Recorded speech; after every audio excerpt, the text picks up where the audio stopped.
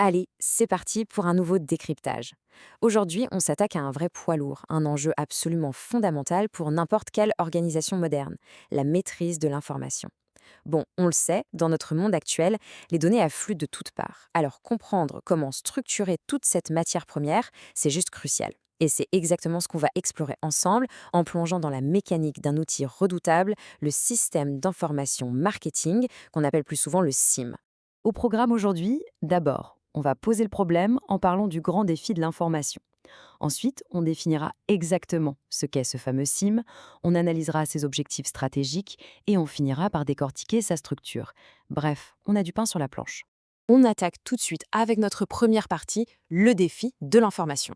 Franchement, si on a déjà mis un pied dans le marketing ou la gestion commerciale, on connaît ce cauchemar. Aujourd'hui, c'est plus une pénurie de données qu'on gère, c'est un véritable tsunami. Et sur le terrain, ça donne quoi? Eh bien, des infos qui manquent cruellement de pertinence, ou à l'inverse, qui débordent partout et qu'on n'arrive plus à traiter. Sans parler de la dispersion totale entre les différents services. Et le pire, les données ultra importantes qu'on jette trop vite parce qu'on n'a pas le temps, celles qui sont illisibles ou qui arrivent carrément après la bataille. Résultat des courses, face au doute sur la fiabilité de ce qu'on a sous les yeux, la prise de décision est juste paralysée. C'est fou, non? C'est le grand paradoxe de notre époque, trop de données tue la donnée. Du coup, ce constat nous amène forcément à la grande question, le vrai nerf de la guerre. Comment on fait pour utiliser la bonne information exactement au bon moment? C'est le casse-tête ultime de tout stratège. Et spoiler alerte, espérer que ça tombe du ciel, ça ne marche pas. Il faut adopter une méthode implacable. Ce qui nous mène naturellement à notre deuxième point, la définition du SIM, ce fameux filtre magique. Alors, le SIM, ce n'est pas juste un énième acronyme un peu pompeux pour faire bien en réunion. Il faut vraiment le voir comme le filtre vital à la survie de l'entreprise. C'est tout un écosystème. Et attention, on ne parle pas que de logiciels, ça englobe des personnes, des équipements et des procédures très précises. L'objectif, rassembler, trier, analyser et à la fin diffuser ce qui est vraiment utile. L'aspect le plus fascinant là-dedans, c'est cette espèce de danse obligatoire entre l'humain et la machine. C'est cet équilibre qui permet aux décideurs de ne recevoir que la substantifique moelle en zappant tout le bruit de fond qui ne sert à rien. D'ailleurs, pour bien l'asseoir tout ça, on peut s'appuyer sur la définition d'une référence absolue. Philippe Kotler, dans son incontournable Marketing Management. Il décrit le SIM très précisément comme, je cite, un ensemble de personnes, d'équipements et de procédures en vue de rassembler, trier, analyser et diffuser des informations utiles, nécessaires et pertinentes aux responsables marketing pour les aider à prendre leurs décisions. Voilà, c'est carré, c'est académique, mais ça confirme bien que le SIM, c'est la fondation même d'une stratégie éclairée. Allez, on passe à la troisième partie, les objectifs stratégiques. Concrètement, pourquoi on s'embête à adopter le SIM? La récompense ultime, elle tient en quelques mots. Quand l'information est maîtrisée, bien structurée et livrée sur un plateau d'argent au bon moment, ça offre une avance considérable, durable et importante sur la concurrence. On parle du Saint Graal stratégique là. Ce n'est pas juste un petit coup de boost temporaire parce qu'on a eu de la chance. Non, c'est une véritable domination structurelle, rendue possible uniquement parce qu'on traite l'information beaucoup mieux que les autres. Si on descend d'un cran, sur le plan opérationnel, ce système remplit plusieurs missions clés qui s'emboîtent parfaitement. D'abord, il permet d'analyser froidement, sans passion, ce qui a marché ou raté par le passé.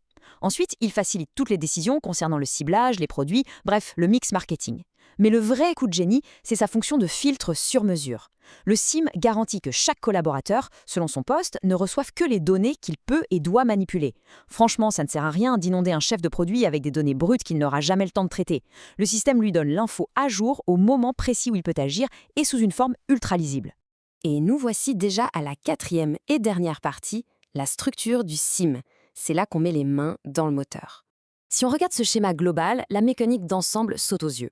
Sur la gauche, on a l'environnement de l'entreprise, ses cibles, ses distributeurs, la concurrence, tout le monde extérieur en fait. À droite, on retrouve nos responsables marketing, ceux qui prennent les décisions. Et au beau milieu, c'est le cœur du réacteur, 4 sous-systèmes interconnectés. L'information brute entre par la gauche, traverse cette immense usine de tri et de modélisation et ressort à droite sous forme de décisions claires. Regardons ces 4 piliers de plus près.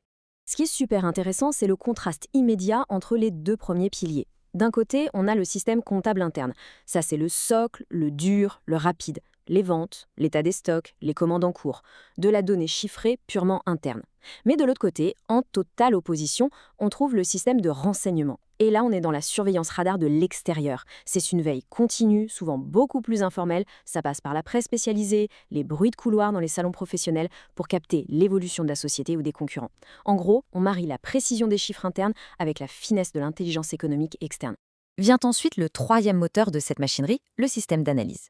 Son rôle est juste indispensable. Il récupère toute la matière première des deux systèmes précédents pour construire des modèles sur la façon dont le marché réagit.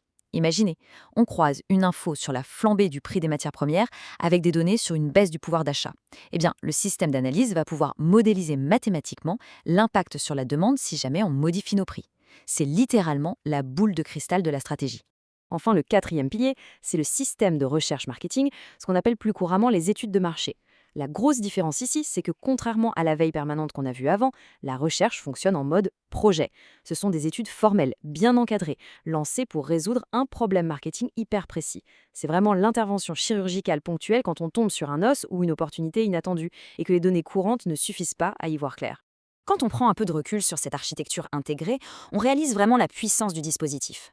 Ces 4 sous-systèmes, la compta interne, les renseignements, l'analyse et la recherche, ne travaillent jamais en vase clos. Au centre de tout ça, ils se nourrissent mutuellement en permanence. Ce moteur intelligent absorbe et digère toute la complexité de l'environnement extérieur pour armer les décideurs. Grâce à ça, les étapes d'analyse, de planification ou de contrôle ne sont plus faites au doigt mouillé, elles deviennent des actions rationnelles et redoutablement efficaces. Pour boucler ce décryptage, j'aimerais qu'on garde une petite réflexion en tête. Quand on contemple l'efficacité de cette architecture idéale, on est tout à fait en droit de se poser la question, dans la réalité de nos organisations aujourd'hui, est-ce que le flux d'informations ressemble vraiment à ce moteur parfaitement structuré? Ou est-ce que ça s'apparente encore à un gros bruit assourdissant qui paralyse les équipes? La réponse à cette question, c'est sans doute ce qui va différencier les vrais leaders du marché de ceux qui finiront noyés sous la data. Car on l'a bien vu, plus que jamais, la clarté de l'information, c'est l'avantage compétitif ultime.